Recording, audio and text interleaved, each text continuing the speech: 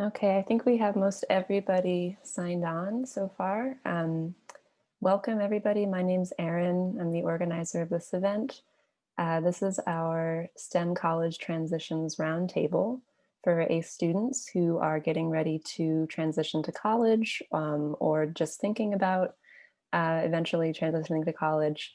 We welcome you. We're going to hear from 3 programs today that support students before and during the first semester. So those are the ACE Career Development Center, College Discovery, and ASAP.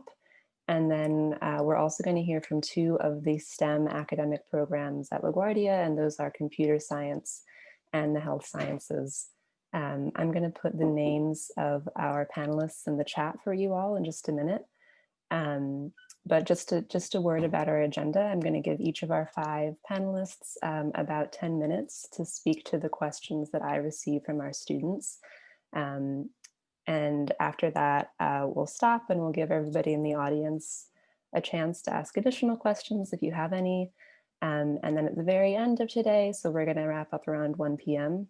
Around the last 15 minutes, we're going to have just additional time for any other Q&A if there's anything that people want to go deeper into. Okay, so Eliana, are you here from CDC?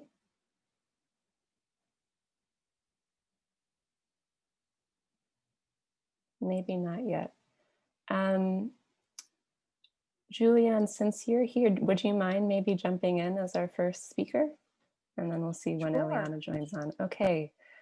So could you just first of all introduce yourself to everybody and let us know what you do at Laguardia? Absolutely. Thank you so much, Erin, and everyone. Thank you for having me today. My name is Julianne, and I direct the College Discovery Program here at Laguardia Community College. And so I'll talk a little bit about what College Discovery is, what benefits we offer, and how you can apply if you are interested in applying for College Discovery. So College Discovery is an equal opportunity program at LaGuardia Community College, as well as all of the CUNY community college programs. And we also partner with the senior college equal opportunity program called SEEK, which is at all the CUNY senior colleges that offer bachelor degrees. And so the goal of College Discovery is to increase access to higher education for students who historically have been underserved. And College Discovery has a rich history.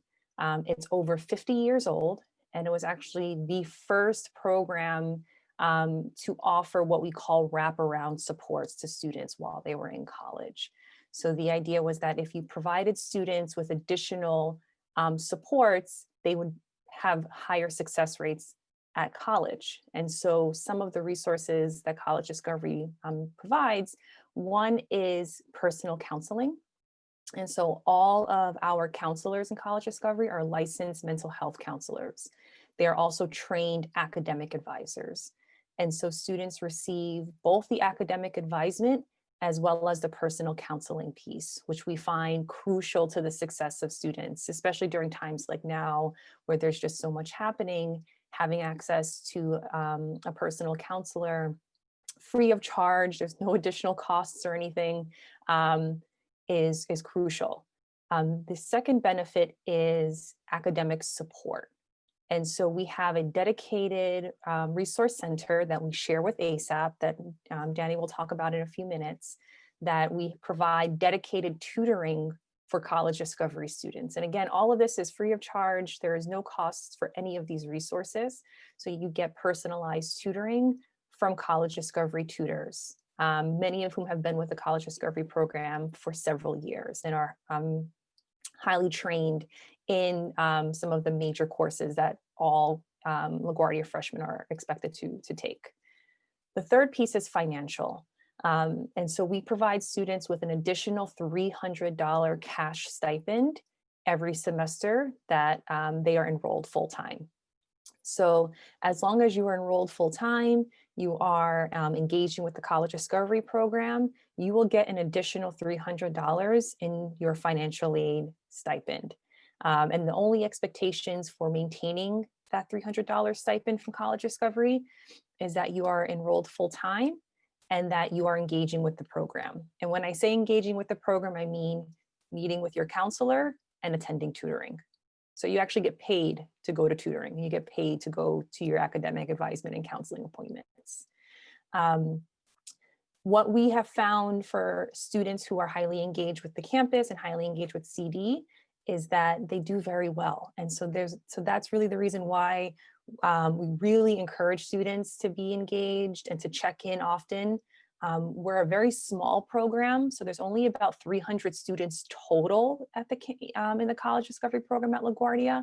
So even though LaGuardia is a very big campus and a very big college, there's thousands of students, you still get that kind of small college feel and that highly personalized, individualized attention. So all of our College Discovery students, they know each other, they know our counselors, they know me. And so it definitely is very personalized and very individualized for, based on students' needs.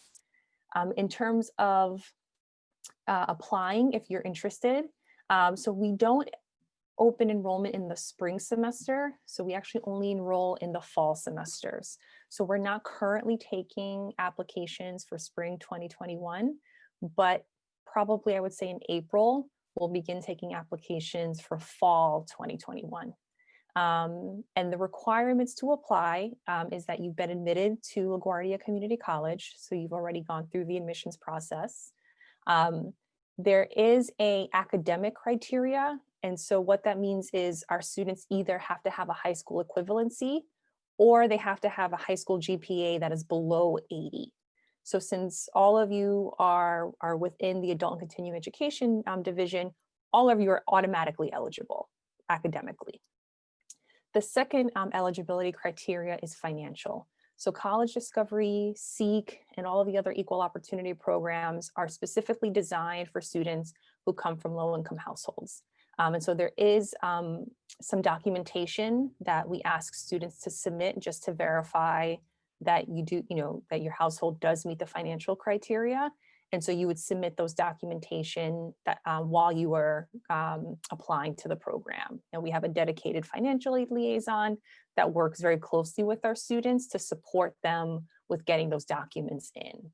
Because we know that applying for financial aid, and especially if you've been selected for financial aid verification, it can be a little overwhelming sometimes. So we do have dedicated financial aid support just for our College Discovery students to walk you through the whole process. Once you've gone through the eligibility process, you then would meet with one of our College Discovery counselors, you would receive academic advisement, and you would be prepared for the fall semester. Our preparation is typically what we call a summer bridge program. So it's a week-long orientation where you spend it with the other College Discovery students, you spend it with our counselors, our tutors, myself, and there's various workshops that we offer, all with the goal of preparing you for the fall semester and helping you understand what the expectations are for College Discovery, as well as for LaGuardia Community College. What we can do, maybe this is something like Erin and I can touch base later, is that if there are any students who are interested in College Discovery, maybe for the fall semester, I'd be happy to kind of send you some more additional information once we open up the application cycle. Again, that will likely be in April of next spring. And so that way you can get the ball rolling as early as possible on applying for the fall semester.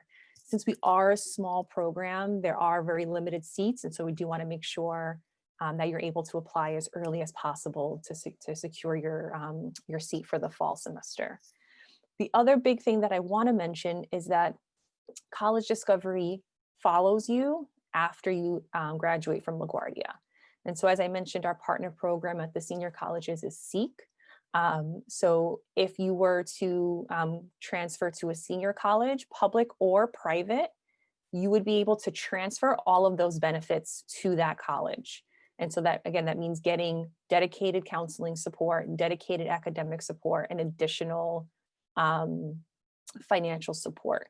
We recently had a student who actually completed her PhD at Stony Brook free of charge because she went through the equal opportunity pipeline. And so if you are planning on getting a bachelor's or pursuing a senior college after LaGuardia, I really encourage you to think about college discovery, since it will follow you through your academic career. I myself was eligible for college discovery when I was a community college student. And I tell this story all the time because I turned it down at the time. I was like, no, I don't need college discovery. I'm fine all by myself. And then when I went to a senior college and that bill was a little higher than my financial aid, I went looking to enroll in the equal opportunity program at that college, and I was denied entry because I didn't come from college discovery. And this happens all the time, where I get requests for students who are seeking enrollment at an equal opportunity program at a senior college or a private college, but because they didn't come from college discovery, they actually can't access those resources. So that is something that I like to tell students up front, that if you are thinking long-term, college discovery is an excellent way to go to ensure those benefits follow you after LaGuardia. So Erin, should we take questions now? Do you want to do questions at the end? Let's take a couple of minutes in case anybody has a question that's fresh in their mind. Okay. I actually have one clarifying question. I'm sorry if I maybe missed this, but for students who are, say, going to begin coursework this spring, in spring 21, would they then be eligible to apply for college discovery in the fall, or is it only for students who are applying for their first semester? That's a great question. So if you are taking credited classes this spring, you unfortunately would not be eligible to apply for the fall, because students, I should have said this, students are required to be first-time students when they enroll in college discovery. So at present, this policy may change in the near future. It's something that we're looking at to try to kind of expand the eligibility. But as of right now, students have to be first-time freshmen. So it would be for students who are applying for fall 2021. Great, thanks for clarifying that. Sure. So yeah, does anybody, any of the students who are listening, if you have any questions right now for Julianne, I'll give you a minute to unmute yourself and ask, or you can type the question in the chat. This is specifically questions about college discovery.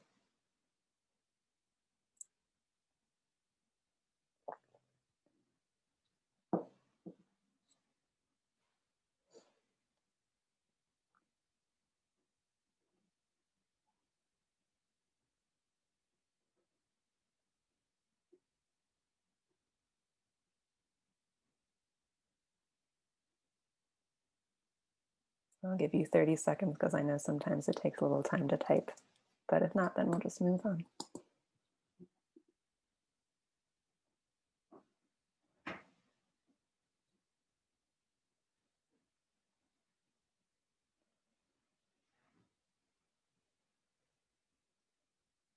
Okay, thank you so much, Julianne. That was really helpful to me. I hope also for all of our students listening.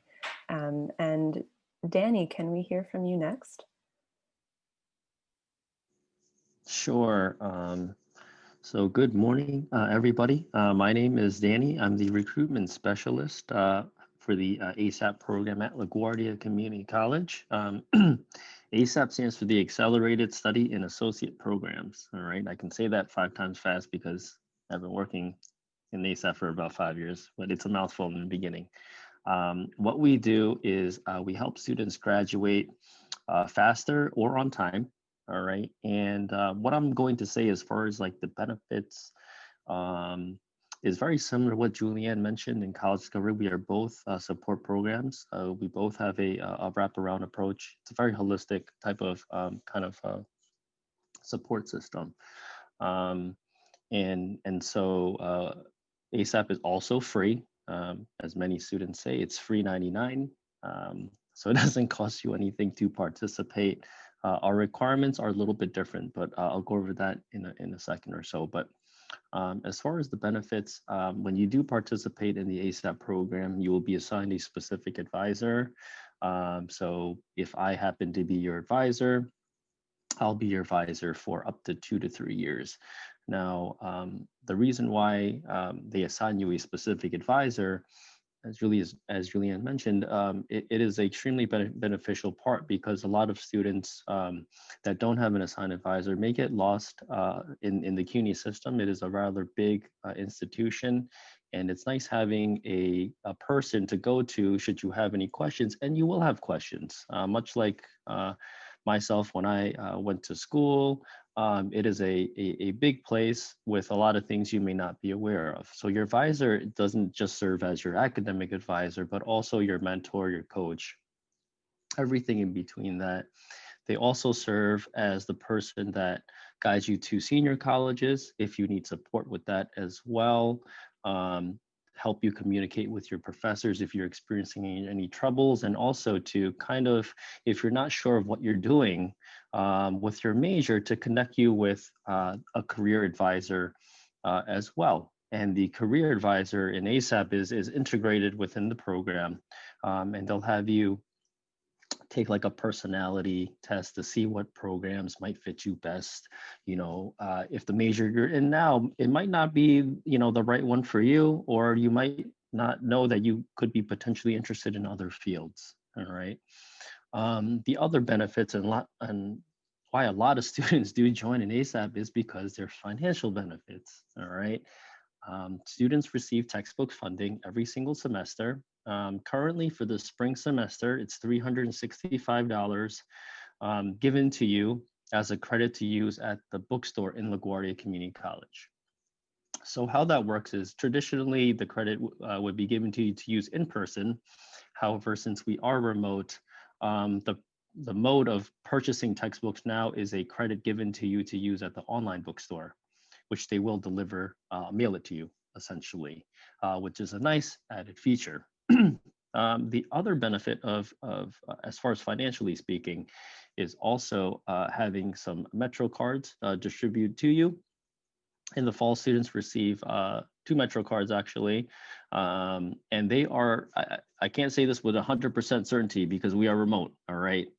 And they're deliberating about Metro cards now, and I'll get back to you, I promise you, whether or not Metro cards will be distributed for the spring.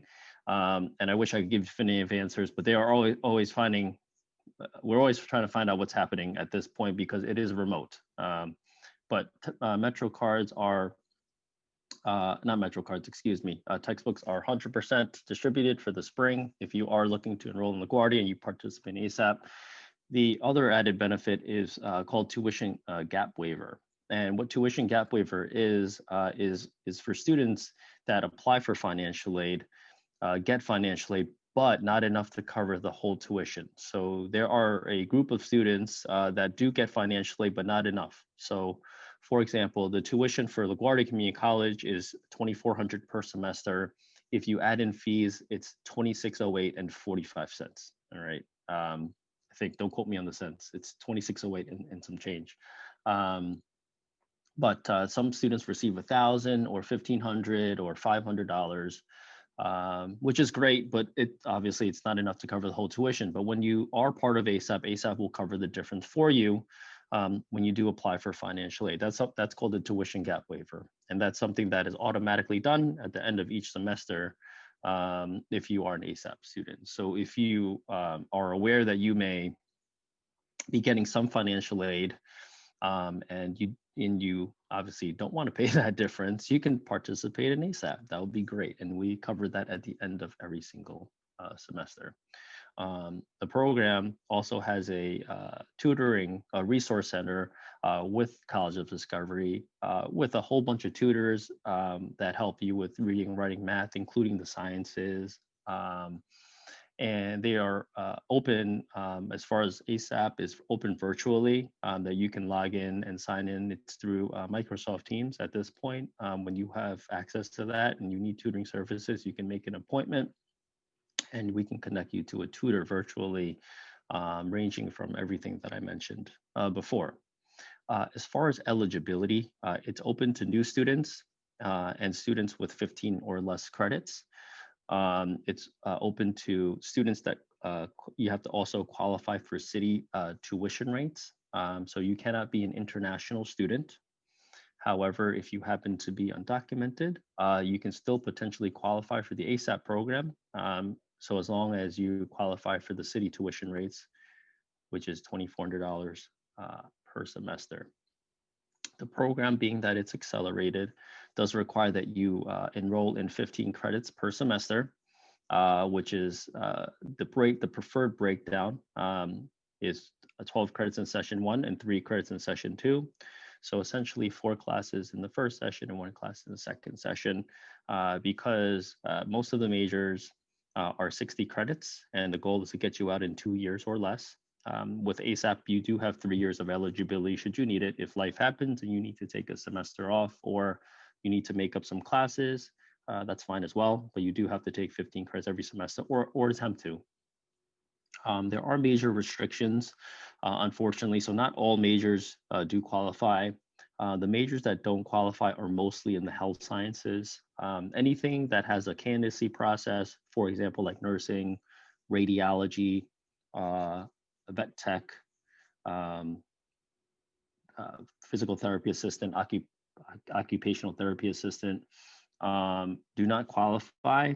And the one last major is music recording technology, but all other majors are eligible, and it is, again, free to apply. How you would apply if you are entering in the spring is you can either be referred directly to me or reach out to me, and I could check your eligibility, or students that are potentially eligible or automatically coded as potential ASAP students. So if you are coded that in the system, you'll receive outreach from me, actually, inviting you to attend an enrollment session, basically. And then we'll help you enroll in spring classes. And then you'll sit through basically a quick session about the ASAP program.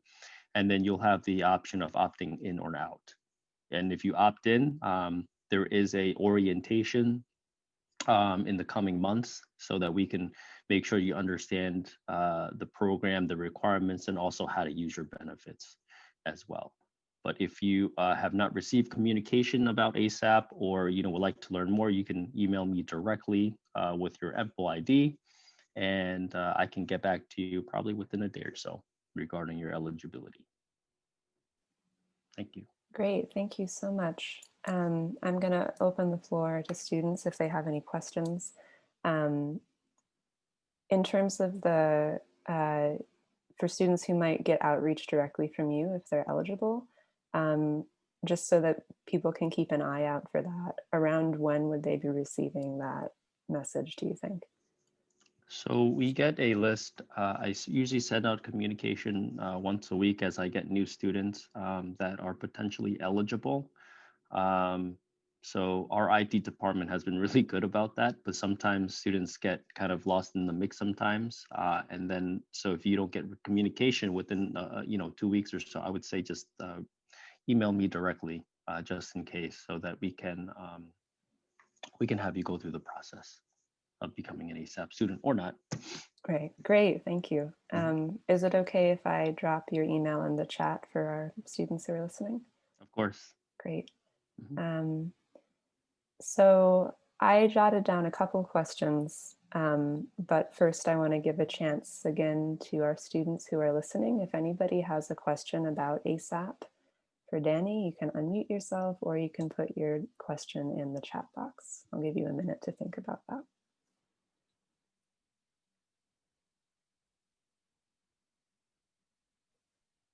And Erin, can I just add one thing? Something that often comes up that students often have questions about is, how do they decide between ASAP and college discovery? That was one of my questions. Yeah, great.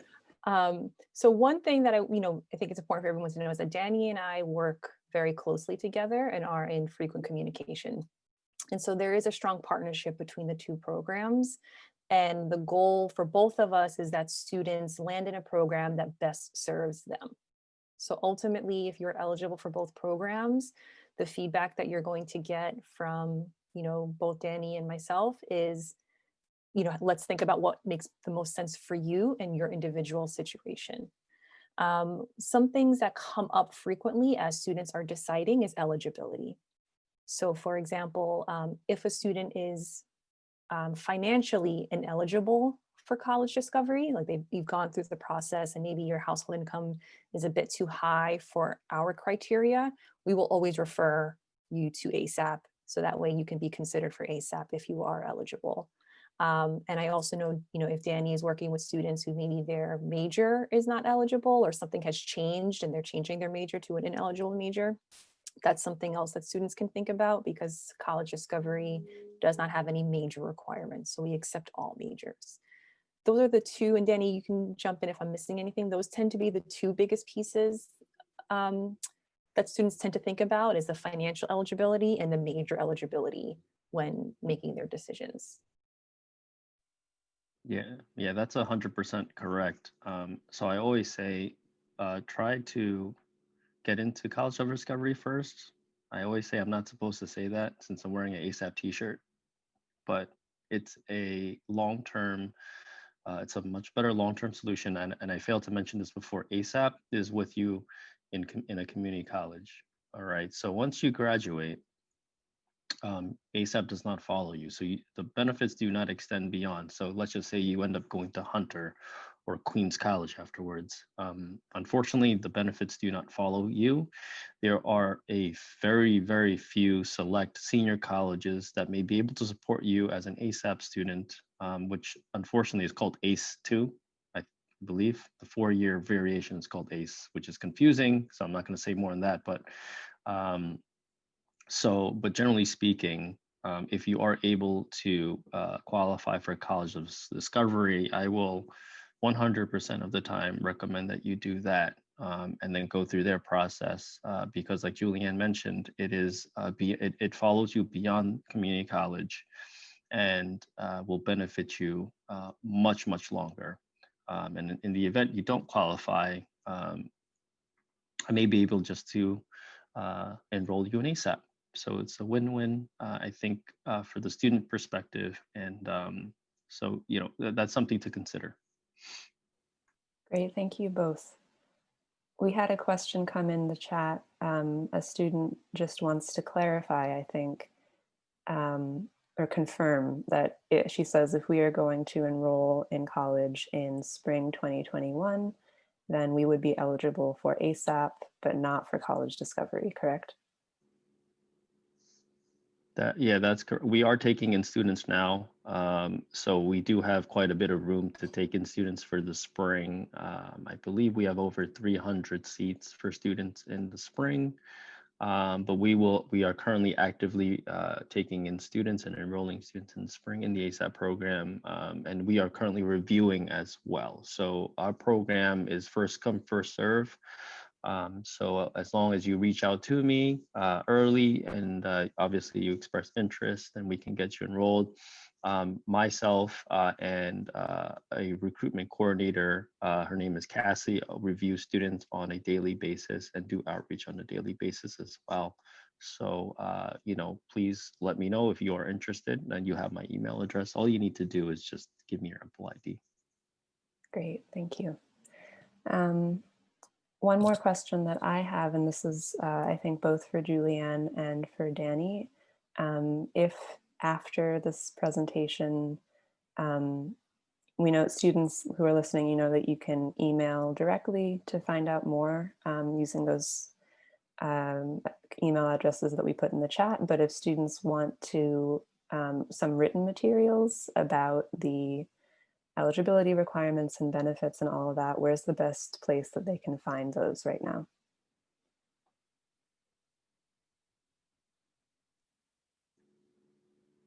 We have, I have a flyer that I can post. I think I could post it here. Actually, Okay, can I put an attachment here? I'm not even sure. You can try, and then if it doesn't work, just email it to me and I'll find a way to get it to everybody who came. Mm-hmm. Thanks, Erin. Yeah.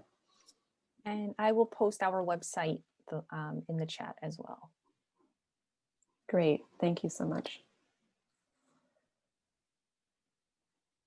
Any other questions about ASAP or about college discovery for now from anybody listening?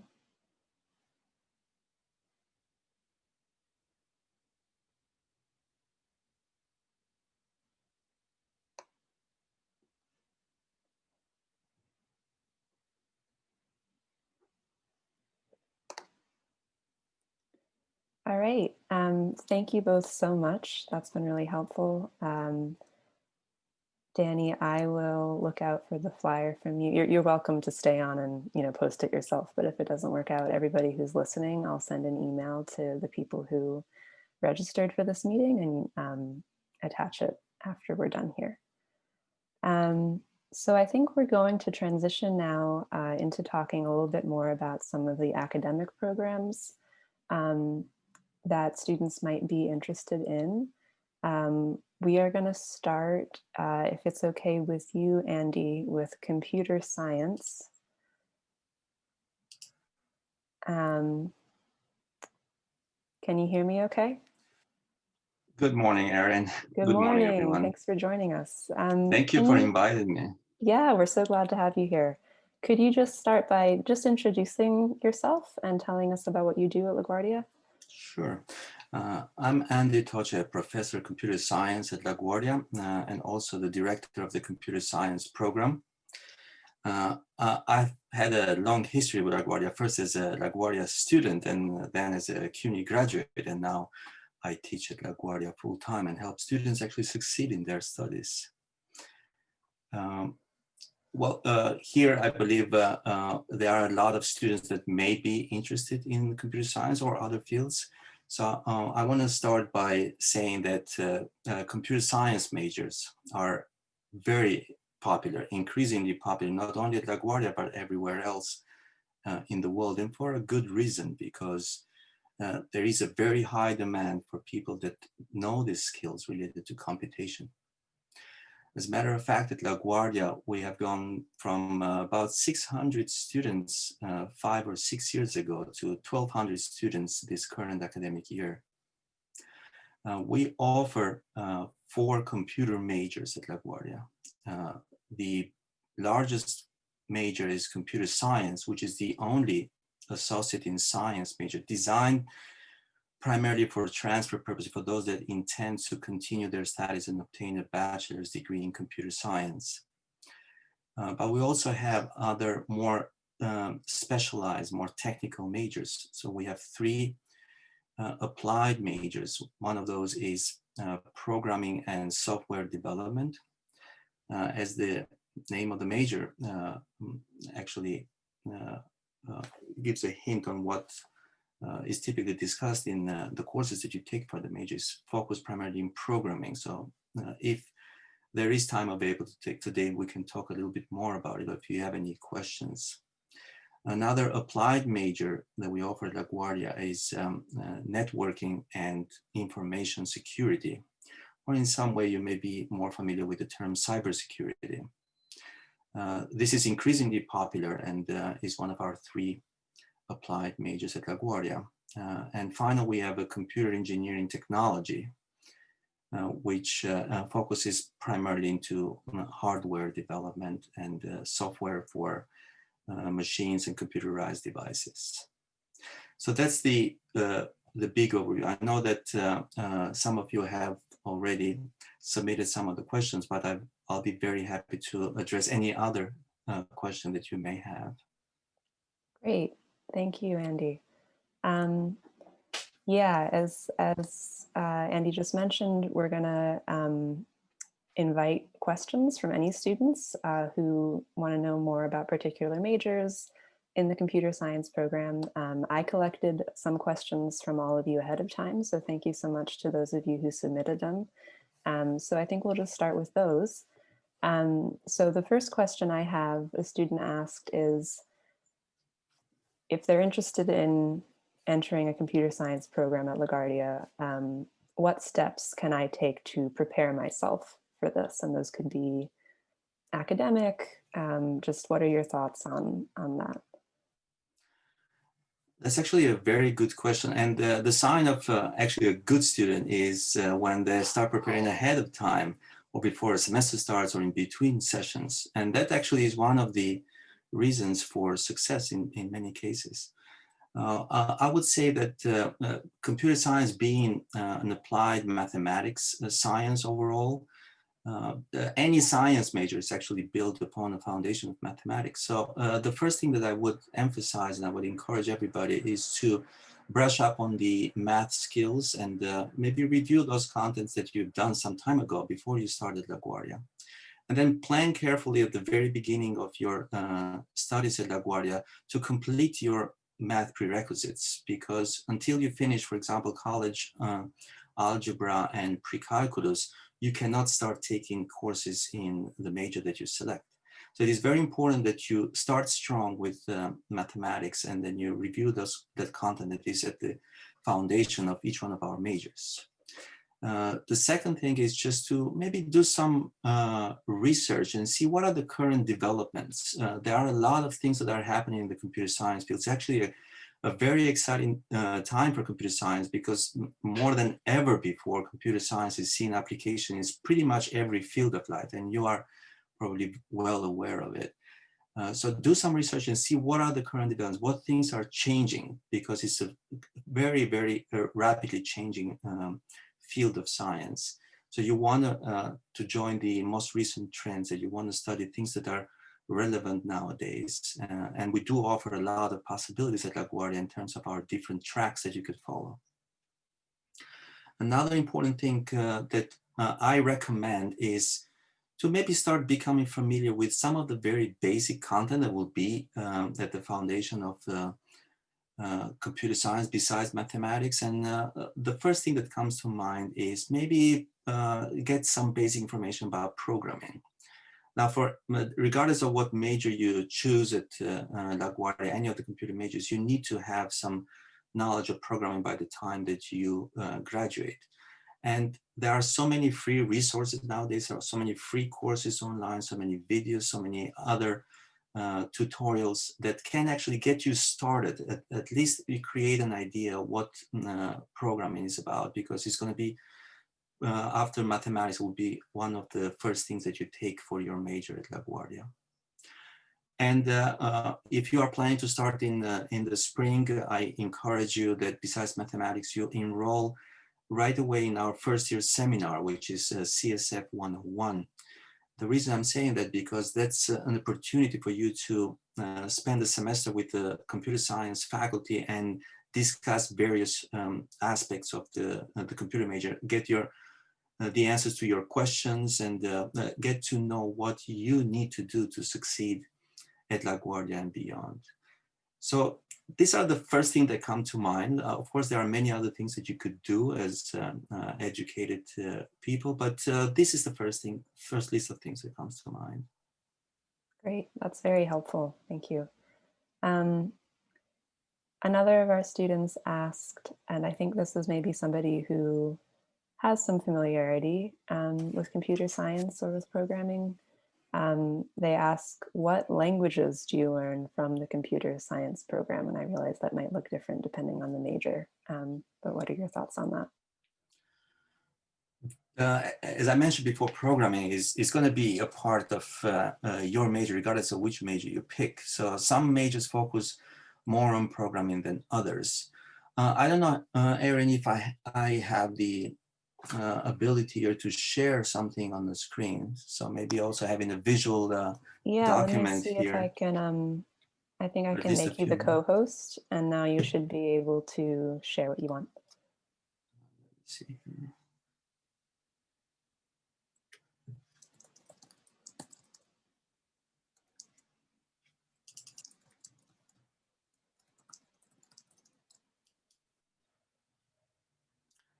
Can you see the projection?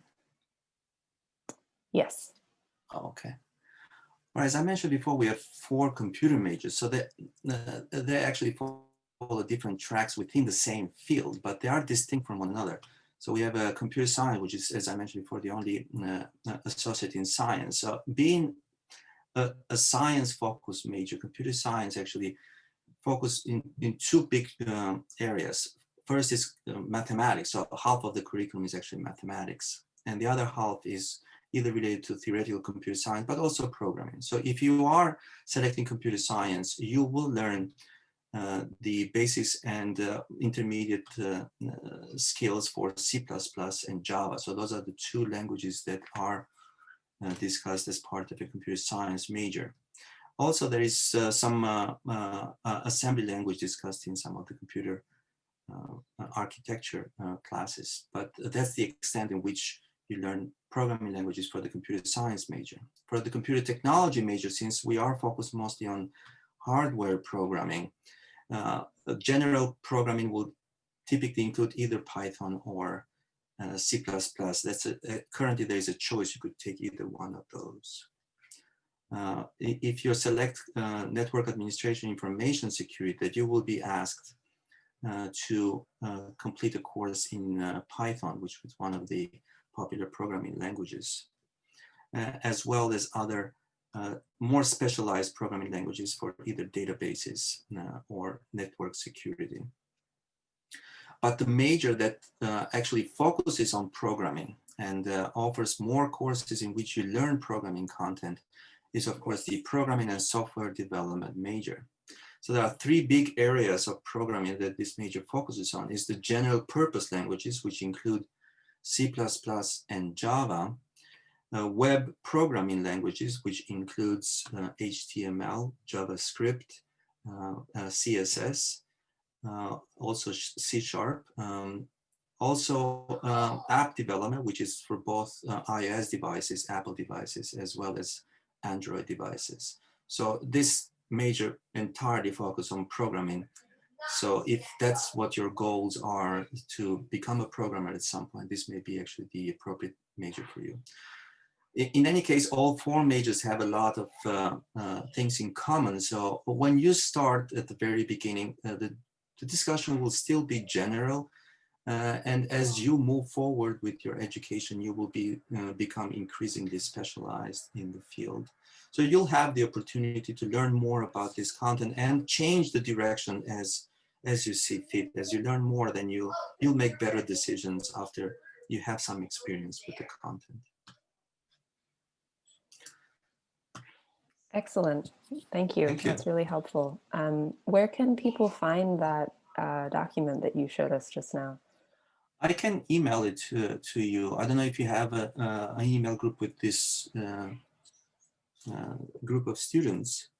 Sure. Yeah, I can send out minutes and some attachments to everybody who's here with us today. And if anyone Googles Laguardia computer science and goes to the computer science page at Laguardia, you will find information about all the curriculum, computer courses that you have to take, and some additional information. Great. And also, I'll be happy to share my email here in the chat.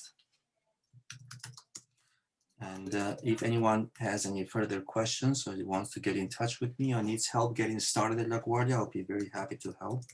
Great, thank you. Excellent. So one last question before we open it up to students. This is also from a student. She asked, from your perspective, what are the computer science careers with the most job opportunities right now? That's actually a very important question, because one of the main reasons that students actually go to college is they want to find a way to establish a career and find a good paying job afterwards. And certainly computer science is a very in very high demand nowadays. So the demand from the industry and any other institution is increasing so fast in recent decade, I would say in particular, and especially in our area. New York is actually very, very in high demand. Actually, New York has been established now one of the key tech hubs in the United States and worldwide, I would say, in par with California and Silicon Valley. So increasingly, a lot of companies are reaching out to us at Laguardia to partner for a variety of events and activities. Now, it's hard to pinpoint one or two particular fields that have a very high demand. I would say if you have the skills and you learn the material that you are supposed to learn, you will be in high demand regardless of what subfield of computer science you have chosen. So it depends more on your skills rather than the field that you have chosen. The fields and the majors that are offered at Laguardia exist because there is a high demand for each one of those particular areas. Now, recently, you probably have heard that areas that are in much more demand than before, I would say, is cybersecurity. Now, increasingly important is that the information is kept secure, and you hear every day that from time to time there are issues, even with larger companies in that sense. So companies are actually very aware of this and are looking for talent that will help them to keep their information secure. Another very important area that is very fast growing is data science. I would emphasize that there is so much data that is being produced now every day. And then with the use of computers, we're able now to mine this data and get some very important insights from the data. And companies are using this in increasing way. And then another one that is a little bit more advanced is artificial intelligence. So now an increasing number of fields include artificial intelligence as part of their computer science protocols. So I would say those three are very high in demand right now, but there is no other field of computer science that is not still in demand for skilled people. So you're going to find something that works for you, that meets your interests and you are good at, and eventually you will be successful if you learn what you need to learn. Excellent, thank you. So students who are listening, if you have any other questions right now about the computer science program, please put them in the chat, or you can unmute yourself and ask. I'll give everybody a minute to think.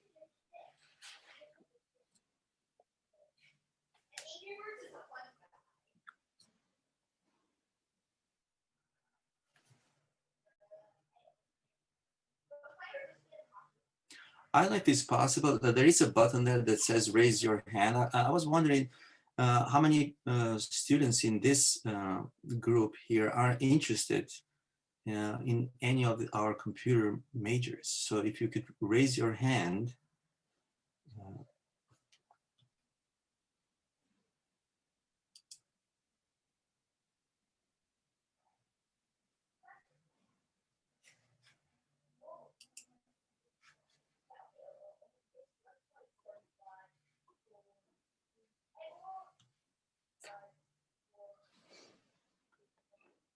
I know that for some students, if you're joining us on a phone or another device, it might be more difficult to do difficult. that. But you can put it in the chat if you like, if you're able to do that, or unmute yourself. I do think there are several others here who submitted questions to me, but they might not be able to use that function today. Okay. Well, I think we're gonna stay here for a little longer. So if anyone thinks of any question, you could still type it in the chat and I'll try to respond there, or you can reach out to me at a different time. Excellent. Thank you so much, Andy. That's Thank you, very Erin. helpful. So we're going to transition now over to the health sciences, and we're going to be speaking with Jasmine. Jasmine, are you here? Yes, good afternoon, everyone. Good afternoon. Thanks for joining us. No problem. Could you just introduce yourself quickly to everybody? So I'm Jasmine Frater from the Health Sciences Department. I'm the academic specialist. I handle all 10 of our programs. I also teach our freshman seminar, which is health sciences, which many of you will be taking either your first or second semester if you're interested in any of our programs that our department offers. Great, thank you. So just as we did before, I'm going to allow our students who are listening to ask their own questions if they like. I got some ahead of time, so we'll go through those first. The first question is really general. It asks, what can you do with a degree in health sciences? So maybe just an overview of what those different programs look like that you work in. So we don't necessarily have a health science degree. The student would have to choose one of the 10 programs that we offer. So we have 6 clinical programs, which are our physical therapy assistant, occupational therapy assistant, our licensed practical nursing program, our registered nursing program, our radiology technology program, and our veterinary technology program.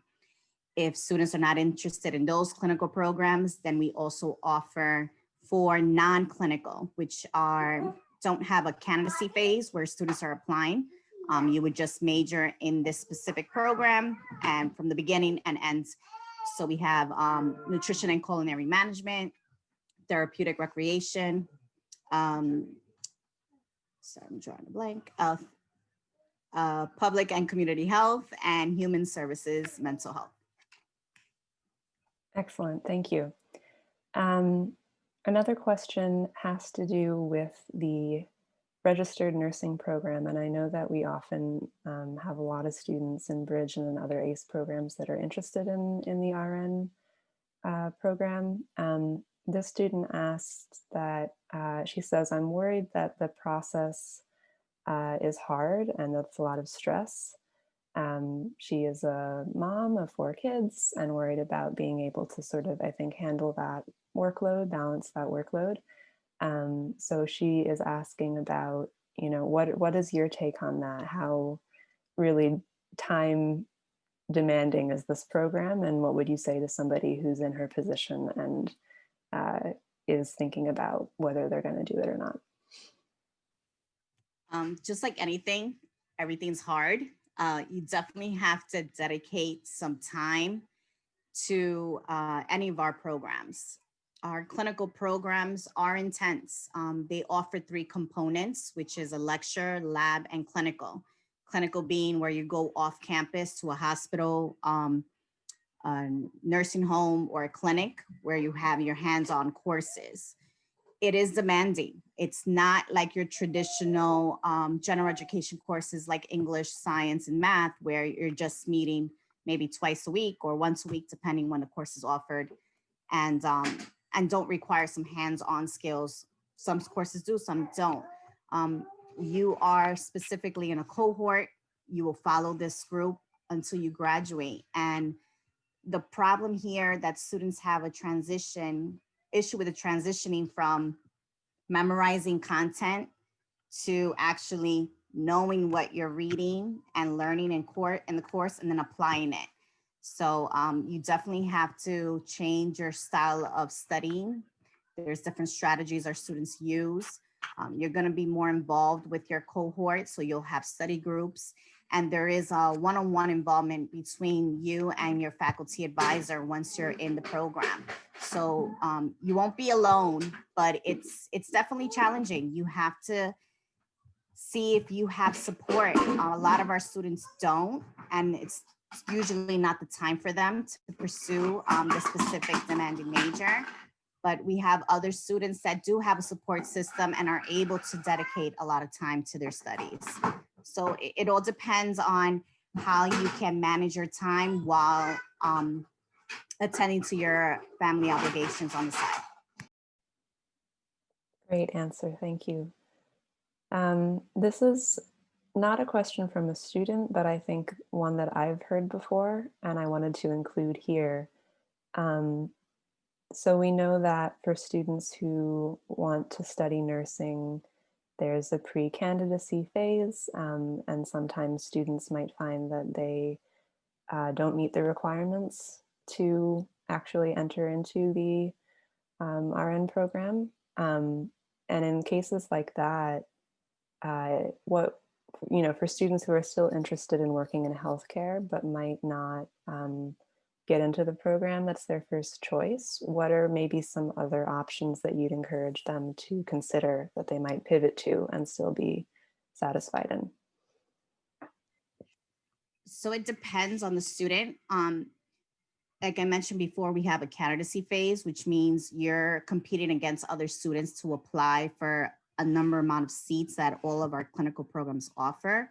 So if I'm speaking to a student who's interested in the nursing field, if you're not successful in entering through our generic program, which is the RN program, to become a registered nurse, we have another track, which is to become a licensed practical nurse.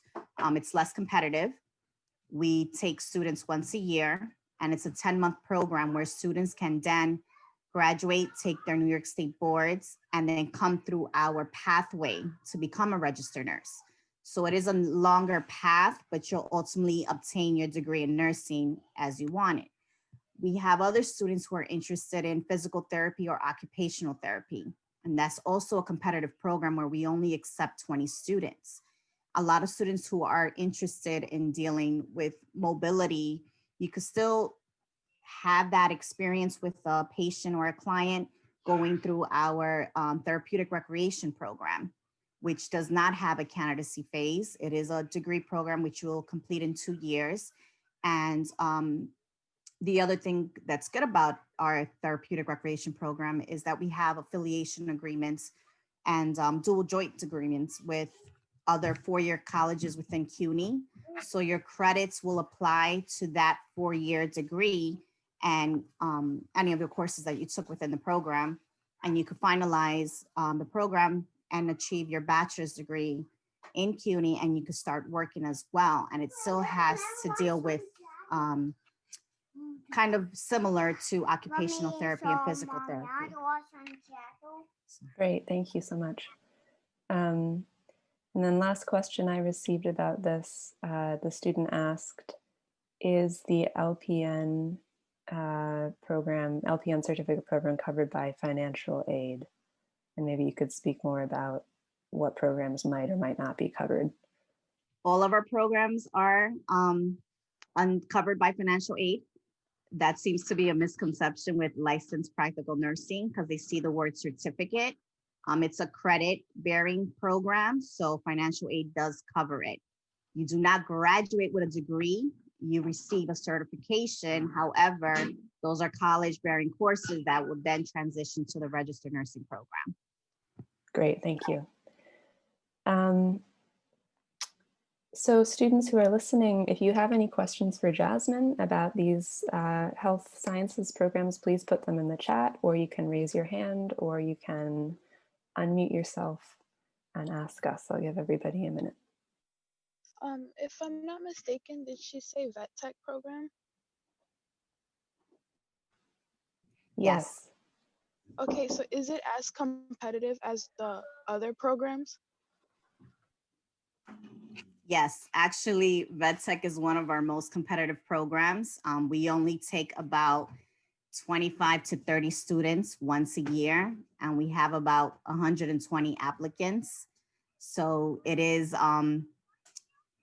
competitive, and we recommend you do as best as possible within the 4 key courses that are required in order to apply for the program. So the higher your grades in those courses, the better chance you have of being accepted into the vet tech program. Okay, and another question I have is, you said they're clinical phases. Due to COVID, are they postponed for vet tech programs? No, so we are still operating in full effect, even with the pandemic going on. What has changed is the vet tech program is not requiring at the moment the 40 hours of volunteer work. It's been suspended. So you would just have to complete the 4 key courses, apply for candidacy. If you're accepted, our candidacy phase follows. You will have lecture virtually, but your lab and clinical will be in person. So you'll be required to come on campus or go to the sites that we use for our clinical component of the course. Okay, so it's just the 40 hours of volunteer work? Yeah, the 40 hours of volunteer work have been suspended. That's the only difference. Okay, thank you.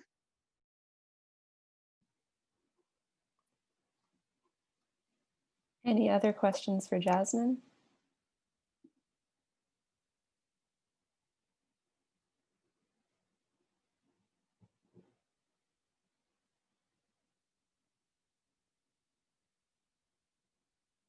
Okay, if you think of any others, you can go ahead and put them in the chat. So the last speaker we're going to hear from today is Eliana from the Career Development Center in ACE. Eliana, could you just introduce yourself to start off and let us know what you do? Good afternoon, everyone. My name is Eliana Alvarez. I work for the CDC department. And with my department, along with my, our counselors, I blacked out for a second. We assist students to transition from HSC programs and other programs, transition into college courses. Of course, I'll go a little bit in detail about what other courses we have. Great, thank you. So We're here today just to talk about college transitions for students who are maybe getting ready to do that right now, or they're thinking about doing it next year. So could you just speak a little bit about what the CDC staff do to help students who are in that process? Keeping in mind, you know, there are students here who do have their own advisors and the Bridge program or Community Start or whatever it is, but just kind of a general overview. Perfect, no problem. So what my program assists our students is to, you know, sometimes, of course, with the application process, and if you need assistance with financial aid, we're more than happy to assist you. But our main goal is to make sure that before even starting your application, you know if you're interested in one major and if you're ready for a major, or possibly need more exploration with their certification or training programs. Depending on what your need is, your basically your time goal is, will assist you in finding all the tools that you need to go into your major. Again, I don't want to go into because it's very easy to speak about counseling or giving you the tools, but we do assist you with also with the certification programs, with the resume, if you need help, someone with mock interviews, assisting you creating a LinkedIn account. Great, thank you. So college transition support as well as career development, right? So, Correct. I had some students enter questions ahead of time, specifically around financial aid. So I'm wondering if you can talk about, for those students on the call who might not already have somebody who's supporting them with their financial aid process, how would they reach out to CDC, and then what would the process look like after that point? Of course, I will go ahead and leave my email if anyone has any financial aid questions. Again, we do assist you to complete your financial aid, your FAFSA, and your TAB. Every student is different in regards of what documents they need to provide to start your financial aid. It depends on the age, your marriage status, and if you have any dependents, for example, children. Of course, that's you will need to provide your 28 tax returns. And again, if you do meet the criteria of 24 and older, you will just submit taxes for yourself. If you're under the age of 24, you will have to submit your parents. However, that changes and gets a little tricky because if you have dependents. So if you have any questions about financial aid, or perhaps not sure if you qualify, or if you have questions, if you need to have a legal status, or if you're in process, if you're able to apply for financial aid, we'll make sure that you get full assistance if there is any scholarships that you may qualify for, whether you have a legal status in the US or not. We'll make sure to guide you the right direction. Great, thank you. One student submitted a question to us asking, is financial aid available for those of us in our late 20s and early 30s? Of course, financial aid is available for anyone that starts school. Again, the details come of who's going to apply or not, depending on their status. And of course, that's a completely personal question that we'll go over with you. And if there's a financial aid, FAFSA or TAP is not an option for you, we'll go ahead and make sure to provide you with the information that will better assist you. Great, thank you. So students listening, any questions for Eliana about either financial aid or the college application process, or general questions about CDC, please put them in the chat, or you can unmute yourself.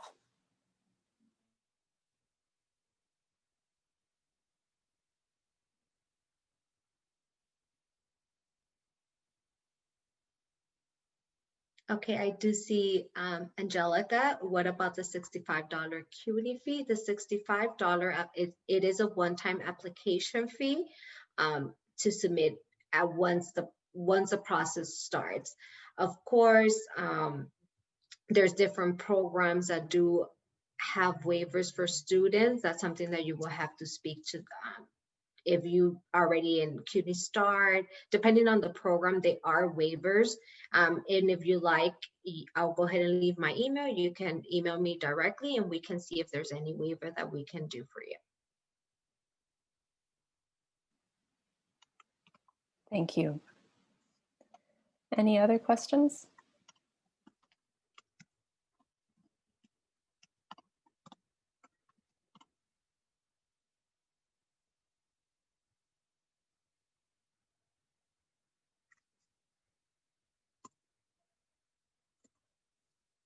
For anyone that has a question that perhaps, does not feel comfortable asking now, I have left my email. It's C.Alvarez-Murguia. Feel free to email with any financial aid questions or to go over the process of the application. Awesome. Thank you very much.